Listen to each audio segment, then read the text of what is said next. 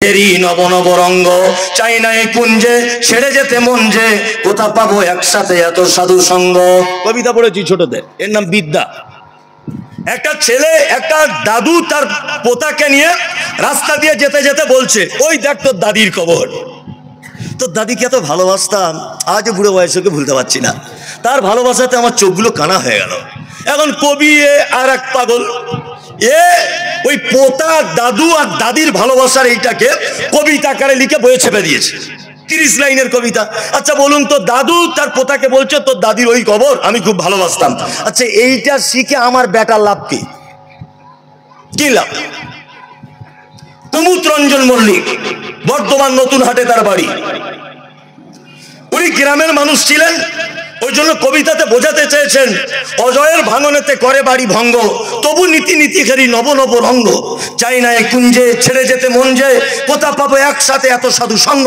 অজয় নদীর পাড়ে আমার বাড়ি, প্রতি বছরে অজয় যখন বান আসে আমার ঘর বাড়ি সব তলিয়ে যায়। তারপরও গ্রামের ভালোবাসা, গ্রামের সৌন্দর্য, এইগুলো ছেড়ে আমাকে কলকাতায় যেতে মন চায় না। তা ওর মন চায় না চায়, এটা আমার বেটার মুখস্থ করে লাভ কি? কি লাভ? এর নাম কি? বিদ্যা। মানুষ যেটা মুখস্থ করে অথচ তাতে কোনো উপকার থাকে না, এর নাম কি? বিদ্যা। কোনো উপকার নেই এতে।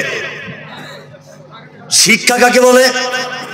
শিক্ষা হচ্ছে ওইটা যেটা আপনার বেটা শেখার পরে তার বন্ধু পরিবর্তন হবে, তার চোখের দেখার রুচি পরিবর্তন হবে, তার মুখের ভাষার পরিবর্তন হবে, তার পোশাকের পরিবর্তন হবে, সে নিজেকে পরিবর্তন করবে, তার পরিবারকে পরিবর্তন করবে, সে তার গ্রামকে পরিবর্তন করবে, সে একটা জাতিকে পরিবর্তন করার চেষ্টা করবে। এইটার নাম কি? শিক্ষা।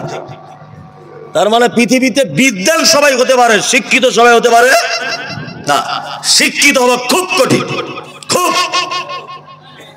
তাহলে শিক্ষার বিদ্যা ডিফারেন্স বলে দিলাম, তাই তো? এইবার আপনাকে আমি আর একটা কথা বলি, শিক্ষা কয় প্রকারের এটা আমাদের জানতে হবে। এক হচ্ছে দ্বীনি শিক্ষা, আর একটা হচ্ছে দুনিয়াবি শিক্ষা, তাই না? আচ্ছা বলুন এবার আমরা আগিয়ে গেছি কোনটায়? দুনিয়া শিক্ষায়। কারণ কি বলুন তো? বেতন বেশি। মৌলভী সাহেব হবে 8,000 টাকা বেতনে 1 মাস ডিউটি, তাই না? তবে এবার একটা কথা বলি, আপনার ছেলে যদি দ্বীনি শিক্ষায় শিক্ষিত হয় লাভ অনেক। তার মধ্যে একটা লাভ হচ্ছে যে আপনার বউ দেশি মুরগি বাড়িতে পুষবে আর ডিম খাবে হুজুর। এক কঠিন ব্যাপার। কি বললাম বুঝলেন না? আপনার বাড়ির ডিম আপনি খেতে পারবেন না, খাবে কে? হুজুর। এই শিক্ষার অনেক মর্যাদার গ্রাম্য মর্যাদা হচ্ছে এটা। তারপরে তো অনেক আছে, একটা একটা করে বলছি। শিক্ষা 2 প্রকার। এক, মুহাম্মদ সাল্লাল্লাহু আলাইহি ওয়াসাল্লাম তিনি বলছেন, খুব গুরুত্বপূর্ণ কথা বলছেন, শুনে রাখবেন। আল্লাহ রাসূল বলছেন তালাবুল ইলমি ফারিদাতুন আলা কুল্লি মুসলিমিন। প্রতিটা মুসলিম নরনারীর উপরে দ্বীনের শিক্ষা অর্জন করা কি? ফরজ। তবে এখানে একটা কথা মাথায় রাখবেন যে আপনার বেটাকে কিন্তু আল্লাহ রাসূল বলছেন না যে দ্বীনি শিক্ষা ছাড়া অন্য কোনো শিক্ষা অর্জন করো না। এখানে কিন্তু এটা বলা হয়নি। বলা হয়েছে?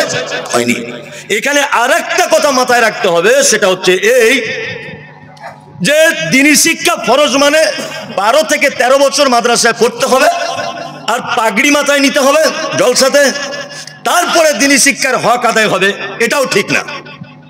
এর পক্ষে আমি নয়। দ্বীনি শিক্ষা ফরজ কতটুকু?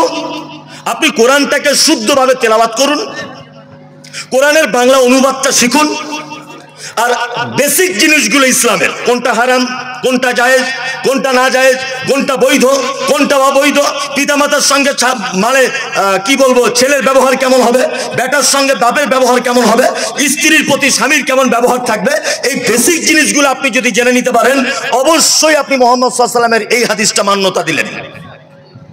কি বললাম বুঝলেন না? তারপরে এবার আপনি হন ইঞ্জিনিয়ার, আপনি হন মাস্টার, আপনি হন ব্যারিস্টার, আপনি হন বড়বাবু, আপনি এসপি হন, আপনি এসআই হন, আপনি যত রকমের ডিপার্টমেন্ট আছে সমস্ত ডিপার্টমেন্ট আপনি ঢুকে যান, কোনো সমস্যা নেই। তবে আপনার মধ্যে ইসলামের বেসিক জ্ঞানটা থাকতে হবে। আর আমি মুমতাজুল ইসলাম এটা বলছি, আপনার বেটার যদি ইসলামের বেসিক জ্ঞানটা যদি না থাকে, তাহলে আপনার বেটা গোপনে গোপনে বেঈমানে পরিণত হয়েছে, আপনার জানা নেই, আপনার জানা নেই। পবিত্র আল কোরআন বারবার একাধিকবার একজন নবীর নাম উল্লেখ করছেন। নবীটির নাম হচ্ছে ঈসা আলাইহিস সালাম। ওনার নাম কি? ঈসা, তাই তো? এইবারে বলছি, আপনার বেটাকে স্কুলে কি নাম পড়ানো হয়? যিশু। কি বলা হয়?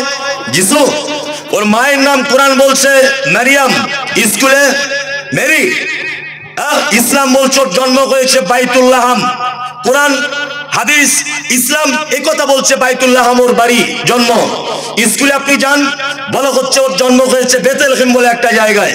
এইবার আপনাকে আমি বোঝাতে চাইছি সেটা হচ্ছে এই, আপনার বেটা যদি শুধুমাত্র জানে এর নাম যিশু, এর মায়ের নাম মেরি, এর জন্ম বেথলেহেম, বলুন তো আপনার বেটার ঈমান থাকবে না চলে যাবে? চলে যাবে। আমি বলতে চাইছি আপনার বেটা যেমন ওইদিকে শিখবে এর নাম যিশু, আপনার বেটার এই নলেজটাও থাকুক যে এর অরিজিনাল নাম হচ্ছে ঈসা আলাইহিস সালাম। আপনার বেটা ওইদিকে যেমন জানবে যে এর মায়ের নাম মেরি, আপনার বেটা এদিকেও যেন জানতে পারে এর মায়ের নাম মারিয়াম। তাহলে আপনার বেটার দুনিয়াতেও কাজ হলো, আখিরাতেও কাজ হলো। আর যদি এক পক্ষ যদি হয়ে যায় তাহলে আর কাজ হলো না। কিন্তু আমরা এক পক্ষতে করছি না, করছি। কি যুগ জামানা এলো, আল্লাহু আকবার। মানুষ দিনী শিক্ষা থেকে দূরে, দূরে নয়, দূরে। আমি একটা ছোটখাটো মাদ্রাসা চালাই, ছোটখাটো। ছাত্র ভর্তি করার সময় ভর্তি করে হিপসখানা, শুধু হাফেজ হচ্ছে স্পেশাল ভাবে। তা ওর মা ফোন করে খোঁজ নিচ্ছে, বাংলা পড়া হচ্ছে হুজুর?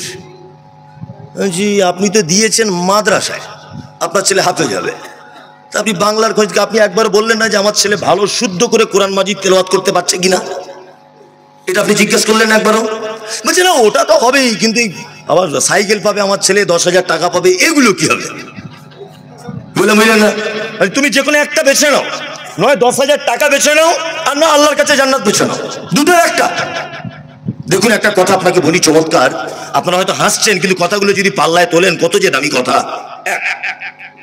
আপনার ছেলেকে আপনি জোর করে মাস্টার তৈরি করতে পারবেন, কোনো সমস্যা নেই। ওই স্কুলে যায় না, পাছায় 2 বাড়ি মেরে ওকে স্কুলে পাঠানো যাবে। আপনার ছেলেকে জোর করে যদি আপনার টাকা থাকে আপনি ইঞ্জিনিয়ার তৈরি করতে পারবেন। আপনার ছেলেকে আপনি জোর করে ডক্টরেট করতে পারবেন। আপনার ছেলেকে আমি জোর করে ব্যারিস্টার করতে পারবেন, উকিল করতে পারবেন। পৃথিবীর যত উপাধি আছে আপনার ছেলেকে জোর করে তৈরি করা সম্ভব। কিন্তু পৃথিবীতে একটি মাত্র উপাধি আছে, যে উপাধিটা জোর করে অর্জন করানো যায় না। আল্লাহ যাকে ইচ্ছা করে তাকে দান করে। কি বললাম বুঝলেন? হাফেজ, এটা একটা উপাধি, যে কোরআন মুখস্থ করে তাকে কি বলি? হাফেজ। এটা কোশ্চিন কালে জীবনে কোনোদিন আপনার ছেলেকে আপনি জোর করে তৈরি করতে পারবেন না। এটা আল্লাহ যাকে ভালোবাসে তাকেই এই জ্ঞানটা দান করে। কি বললাম বুঝলেন? আমার মাদ্রাসা চালিয়ে অভিজ্ঞতা, 28 পারা মুখস্থ হয়ে গেছে, সেই ছেলে পালাচ্ছে।